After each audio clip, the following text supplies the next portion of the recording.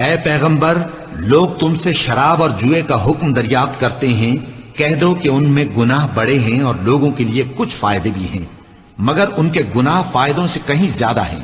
اور یہ بھی تم سے پوچھتے ہیں کہ اللہ کی راہ میں کون سا مال خرچ کریں، کہہ دو کہ جو ضرورت سے زیادہ ہو۔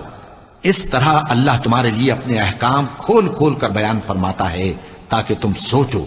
اور یتیموں کا مال جو تمہاری تحویل میں ہو ان کے حوالے کر دو، اور ان کے پاکیزہ اور عمدہ مال کو اپنے ناقص اور برے مال سے نہ بدلو، اور نہ ان کا مال اپنے مال میں ملا کر کھاؤ کہ یہ بڑا سخت گناہ ہے۔ اور جن عورتوں سے تمہارے باپ دادا نے نکاح کیا ہو ان سے نکاح نہ کرنا، مگر جاہلیت میں جو ہو چکا سو ہو چکا۔ یہ نہایت بے حیائی اور اللہ کی ناخوشی کی بات تھی اور بہت برا دستور تھا۔ اگر تم بڑے بڑے گناہوں سے جن سے تم کو منع کیا جاتا ہے پرہیز کرو گے تو ہم تمہارے چھوٹے چھوٹے گناہ معاف کر دیں گے اور تمہیں عزت کے مکانوں میں داخل کریں گے۔ اللہ اس گناہ کو نہیں بخشے گا کہ کسی کو اس کا شریک بنایا جائے، اور اس کے سوا اور گناہ جس کو چاہے معاف کر دے، اور جس نے اللہ کا شریک مقرر کیا اس نے بڑا بہتان باندھا۔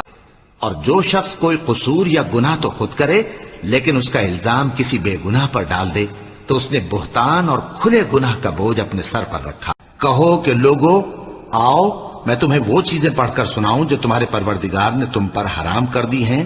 ان کی نسبت اس نے اس طرح ارشاد فرمایا ہے کہ کسی چیز کو اللہ کا شریک نہ بنانا، اور ماں باپ سے بدسلوکی نہ کرنا بلکہ حسن سلوک کرتے رہنا، اور ناداری کے اندیشے سے اپنی اولاد کو قتل نہ کرنا، کیونکہ تم کو اور ان کو ہم ہی رزق دیتے ہیں۔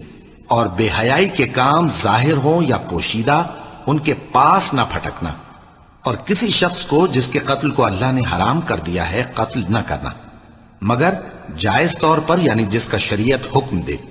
ان باتوں کی وہ تمہیں تاکید کرتا ہے تاکہ تم سمجھو۔ اور یتیم کے مال کے پاس بھی نہ جانا مگر ایسے طریق سے کہ بہت ہی پسندیدہ ہو، یہاں تک کہ وہ جوانی کو پہنچ جائے، اور ناپ اور تول انصاف کے ساتھ پوری پوری کیا کرو۔ ہم کسی کو ذمہ دار نہیں بناتے مگر اس کی طاقت کے مطابق، اور جب کسی کی نسبت کوئی بات کہو تو انصاف سے کہو، گو کہ وہ تمہارا رشتہ دار ہی ہو، اور اللہ کے عہد کو پورا کرو۔ ان باتوں کا اللہ تمہیں حکم دیتا ہے تاکہ تم نصیحت قبول کرو۔ اور اپنی اولاد کو مفلسی کے خوف سے قتل نہ کرنا، کیونکہ ان کو اور تم کو ہم ہی رزق دیتے ہیں۔ کچھ شک نہیں کہ ان کا مار ڈالنا بڑا سخت گناہ ہے۔ اور زنا کے پاس بھی نہ جانا کہ وہ بے حیائی ہے اور بری راہ ہے۔